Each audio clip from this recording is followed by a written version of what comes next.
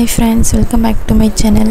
தனிஷ்க்கு பார்த்தீங்கன்னா 5th மந்த்துக்கான vaccine போடணும். அதனால் பக்கத்தில் இருக்கிற ஆரம்ப சுகாதார நிலையத்தில் தான் போட்டிருக்கோம். 2 சொட்டு மருந்து 3 ஊசி போட்டாங்க. 5th மந்த்துக்கான தடுப்பூசி 2 கால் தொடையிலையும் 1 வந்து கையிலையும் போட்டாங்க. அது கூட 2 சொட்டு மருந்து. 5th மந்தில் தனிஷ் பார்த்தீங்கன்னா கமந்துழுந்துட்டார். கமந்துழுந்தனையும் பார்த்தீங்கன்னா அவருடைய ரியாக்ஷன் பார்த்தீங்கன்னா ரொம்ப க்யூட்டாக இருந்தது.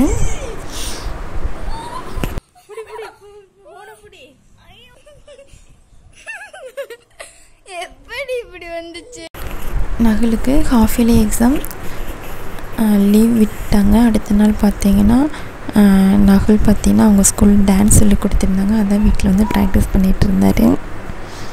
ஹாஃப் இயர்லி லீவ் பார்த்தீங்கன்னா January 2 வரைக்கும் லீவ் விட்டுருக்காங்க 23லேருந்து.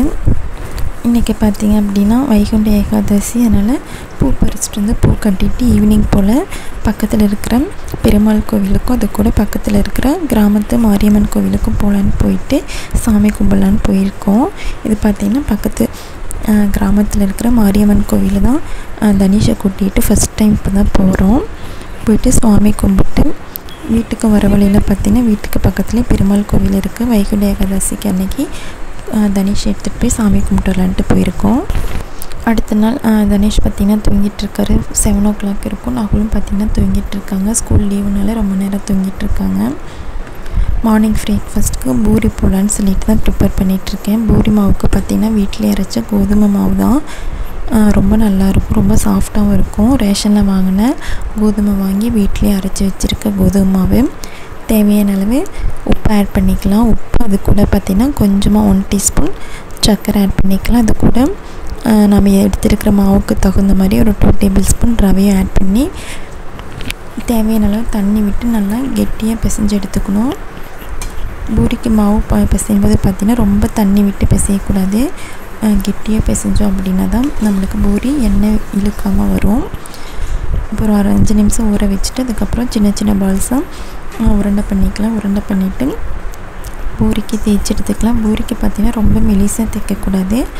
கொஞ்சம் தடிமனாக இருந்தால் தான் நம்மளுக்கு பூரி நல்லா உப்புலாம் வரும். இப்போ எல்லா மாவையும் உருண்டை பண்ணி வச்சாச்சு. உருண்டை பண்ண மாவு எல்லாத்தையும் தேய்ச்சி வச்சிட்டோம் அப்படின்னா எண்ணெய் காய வச்சு அடுத்தடுத்து நம்ம பூரி போடுறதுக்கு ஈஸியாக இருக்கும். தேய்ச்சி வச்சுருக்க மாவு எல்லாத்தையும் பார்த்திங்கன்னா எண்ணெயில் பொரிச்சு எடுத்துடலாம். எண்ணெய் பார்த்திங்கன்னா பூரிக்கு போடும்போது நல்லா காஞ்சிருக்கணும். அப்போ தான் நம்மளுக்கு போட்டோன்னே பார்த்திங்கன்னா நல்லா உப்பி வரும். அது கூட எண்ணெய் இழுக்காமே வரும். இப்போ எல்லா பூரியும் போட்டு எடுத்துடலாம். பூரிக்கு தொட்டுக்க பார்த்திங்கன்னா இன்றைக்கி சண்டேனால சிக்கன் கிரேவி ரொம்ப டேஸ்ட்டாக இருந்தது. பூரிக்கும் சிக்கன் கிரேவிக்கும்.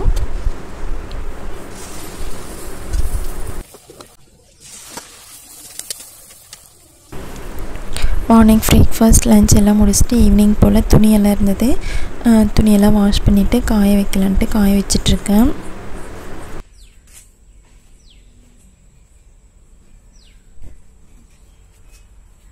துணியெல்லாம் காய வச்சுட்டு ஈவினிங் போல் பூ பறிச்சலான்னு சொல்லிவிட்டு செடிக்கு வந்து பார்க்கும்போது நிறையா மொக்கெல்லாம் இருந்தது. எல்லாம் பறித்து பூ கட்டலான்னு சொல்லி எல்லா மொக்கையும் பறிச்சிட்ருக்கேன். இந்த பூ பார்த்திங்கன்னா அந்தி மல்லி. ஈவினிங் டைம் ரொம்ப நல்லா ஒரு வாசமாக இருக்கும் இந்த பூ விரியும் போது. இப்போ எல்லா மொக்கையும் பறித்து கட்டிடலாம். செடியில் பூ பார்த்திங்கன்னா இந்தளவுக்கு வந்துருந்தது. இப்போ இது எல்லாத்தையும் பார்த்திங்கன்னா கட்டி எடுத்துடலாம். கட்டவே பார்த்திங்கன்னா நல்லா விரிஞ்சிருச்சு. வாசமும் பார்த்திங்கன்னா ரொம்ப சூப்பராக இருந்தது. பர்ஃப்யூம் வாசம் மாதிரி இருந்தது. ரொம்ப சூப்பராக இருந்தது. அதுவும் ஈவினிங் டைமில் இந்த பூ மலரும்போது பார்த்திங்கன்னா அவ்வளோ வாசமாக இருக்கும். இந்த கிளிப் பார்த்திங்கன்னா 26 திருவாதிரை அன்றைக்கி எடுத்திருக்கோம். திருவாதிரை அப்போ பார்த்திங்கன்னா களி செய்வோம் வீட்டில். களிக்கு பார்த்திங்கன்னா அரிசி ஊற வச்சுருக்கோம். அம்மா வீட்டிலலாம் வந்துட்டு செஞ்சிட்ருக்காங்க. புளிக்குழம்பு பார்த்திங்கன்னா ரெடி ஆகிட்டுருக்கு. பக்கத்துலேயே பருப்பு வச்சுருக்காங்க உப்பு பருப்பு செய்கிறதுக்கு. திருவாதிரை நோம்பு பார்த்திங்கன்னா ஆருத்ரா தரிசனம் மார்கழி மாதம் வரும். மாங்கல்ய நோம்புன்னு சொல்லுவாங்க. ரசத்துக்கு புளி ஊற வச்சுருக்காங்க. 3 காய் வச்சு பொரியல் செஞ்சுருக்காங்க. புடலங்காய், பூசணிக்காய், அது கூட பார்த்திங்கன்னா பீர்க்கங்காய்.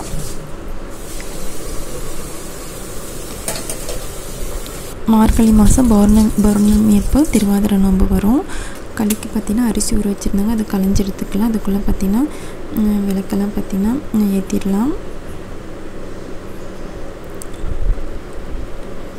திருவாதிரை நோம்பு பார்த்திங்கன்னா விரதம் இருந்து மார்னிங்லேருந்து ஈவினிங் வரைக்கும் விரதம் இருந்து சமையல்லாம் செஞ்சு சுவாமி கும்பிடுவாங்க. 7 காய் போட்டு படையல் வச்சு சுவாமி கும்பிடுவாங்க பௌர்ணமி அன்னைக்கு.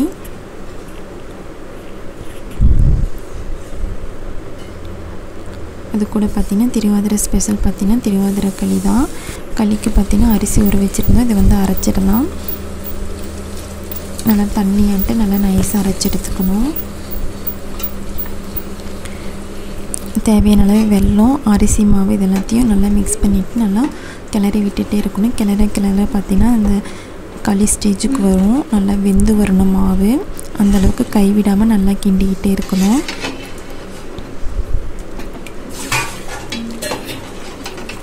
நல்லா கிண்ட பார்த்திங்கன்னா நல்லா கெட்டி பதத்துக்கு வந்துடும்.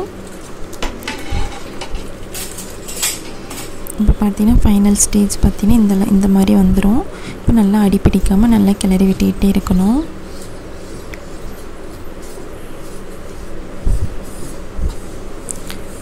ஈவினிங் ஒரு 7 o'clock மேலே பார்த்திங்கன்னா படையல் போட்டு சாமி கும்பிடணும்.